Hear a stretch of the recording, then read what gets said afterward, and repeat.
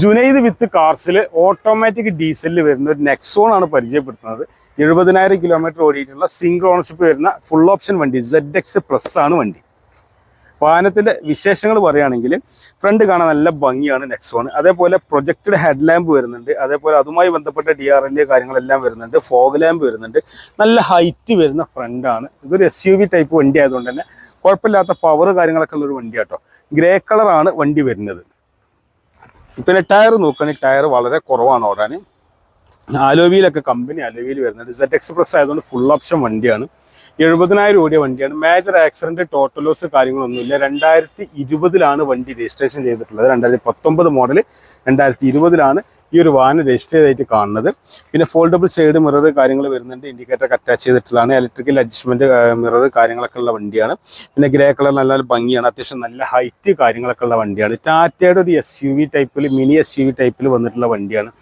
Diesel ഓട്ടോമാറ്റിക്കിനൊക്കെ ഒരുപാട് ആളുകൾ അന്വേഷിക്കുന്നുണ്ട്. ഈ ഡീസൽ ഓട്ടോമാറ്റിക്കൽ നമ്മുടെ അടുത്ത് പിന്നെ GT ലൈന് കിയ സെൽറ്റോസ് 2020 ഉണ്ട്. അതേപോലെ 2018 മോഡലിൽ വരുന്ന ബ്രസ ഓട്ടോമാറ്റിക് ഉണ്ട്. 2016 മോഡൽ ഹുണ്ടായി ക്രെറ്റ ഓട്ടോമാറ്റിക് ഉണ്ട്. ഇതൊക്കെ നമ്മുടെ അടുത്തുള്ള വണ്ടികളാട്ടോ. അപ്പോൾ ഏതെങ്കിലും വണ്ടികൾ നിങ്ങൾക്ക് ഡീസൽ ഓട്ടോമാറ്റിക് താല്പര്യം ഉണ്ടെങ്കിൽ കാണുന്ന നമ്പറിലൊന്ന് കോൺടാക്ട് ചെയ്താൽ മതി.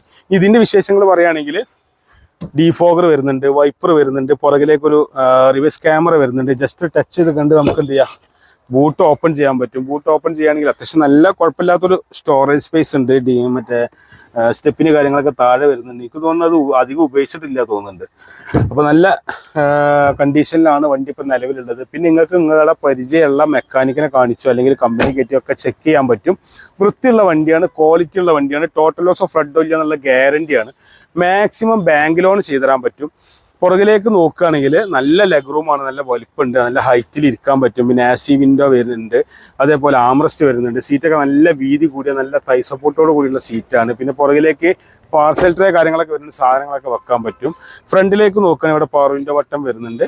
അതേപോലെ തന്നെ പുഷ് ബട്ടൺ സ്റ്റാർട്ടാണ് വണ്ടി വരുന്നത്. എയർ ബാഗ് വരുന്നുണ്ട്. ഹൈറ്റ് എഡിഷൻ സീറ്റാണ്. ടിൽറ്റബിൾ സ്റ്റെയറിംഗ് ആണ്.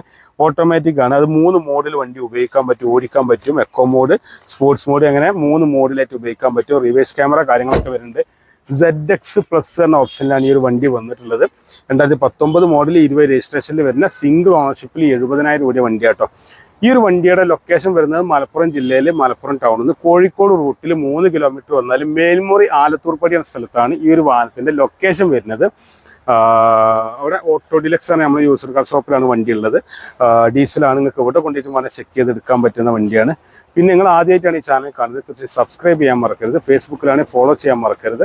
നിങ്ങൾ എന്ത് കമൻറ്റ് ഉണ്ടെങ്കിലും രേഖപ്പെടുത്തുക. അതേപോലെ തന്നെ പരമായി സപ്പോർട്ട് ചെയ്യുക. വണ്ടിയുടെ ലൊക്കേഷൻ ഞാൻ പറഞ്ഞു. അതേപോലെ വണ്ടിയുടെ വില വരികയാണെങ്കിൽ 9 ലക്ഷം റുപ്യാണ് ചോദിക്കുന്നത്. നെഗോഷ്യബിൾ റേറ്റ് ആണ്. മാക്സിമം ബാങ്ക് ലോണും ചെയ്തു തരാൻ പറ്റും.